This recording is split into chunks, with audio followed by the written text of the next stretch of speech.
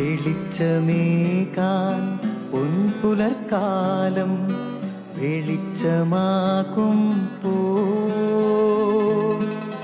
നുറുങ്ങുവെട്ടം പക്ഷിപരാഗം തെളിച്ചു കാട്ടുമ്പോ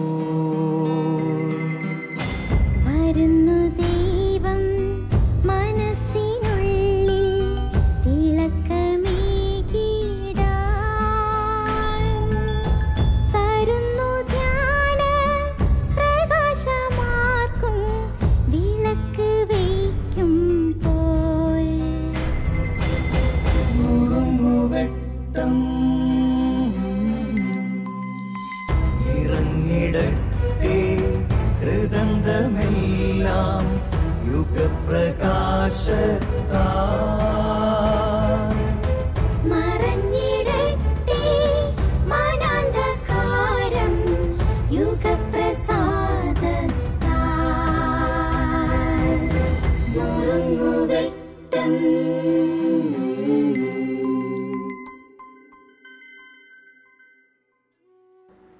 സ്നേഹമുള്ളവരെ, ആശ്വാസങ്ങൾ അന്വേഷിച്ചാണ് മനുഷ്യരെല്ലാം അലഞ്ഞുകൊണ്ടിരിക്കുന്നത്. പക്ഷേ യഥാർത്ഥത്തിലുള്ള ആശ്വാസം, നിത്യമായ ആശ്വാസം കണ്ടെത്തുന്നുമില്ല. ബൈബിൾ ആശ്വാസത്തിൻ്റെ ആഴങ്ങൾ പറയുന്ന പുസ്തകമാണ്. സങ്കടങ്ങളുടെ കടലിന് മീതെ യാത്ര ചെയ്ത ക്രിസ്തു കണ്ടെത്തിയ ആശ്വാസം എന്തായിരുന്നു? എൻ്റെ പിതാവ് എനിക്ക് തന്ന പാനപാത്രം ഞാൻ കുടിക്കേണ്ടതല്ലേ? താങ്ങാനാവാത്ത മരണത്തിൻ്റെ നോവുള്ള പാനപാത്രങ്ങളെപ്പോലും ക്രിസ്തു നെഞ്ചോട് ചേർത്ത് പിടിച്ചത് എൻ്റെ പിതാവ് എനിക്ക് തന്ന ഒരു പാനപാത്രം എന്ന ചിന്തയിലൂടെയാണ്. I have a big father. എനിക്കൊരു അപ്പനുണ്ട്. എൻ്റെ അപ്പനറിയാതെ എൻ്റെ ജീവിതത്തിൽ ഒന്നും സംഭവിക്കുന്നില്ല. ഈ ഒരു കണ്ടെത്തലാണ് ആശ്വാസത്തിൻ്റെ ആഴം. സകലതും സൃഷ്ടിച്ച, സർവചരാചരങ്ങളെയും ചരിപ്പിക്കുന്ന, ഭൂമിയെ അതിൻ്റെ അച്ചുതണ്ടിൽ കറക്കുന്ന ദൈവം എൻ്റെ സ്വന്തം അപ്പനാണ്. ഇത് കണ്ടെത്തുന്നിടത്ത് ആശ്വാസം ആരംഭിക്കുന്നു. ബൈബിൾ മുഴുവൻ നിറഞ്ഞു നിൽക്കുന്നത് ക്രിസ്തുവിൻ്റെ അപ്പ അപ്പ എന്നൊരു വിളിയാണ്. ഈ വിളിയോടെ ക്രിസ്തു സഞ്ചരിക്കുന്നു. അപ്പ എന്ന് വിളിച്ചുകൊണ്ട് സഞ്ചരിക്കുന്നു. ഒടുവിൽ എന്ത് സംഭവിച്ചു?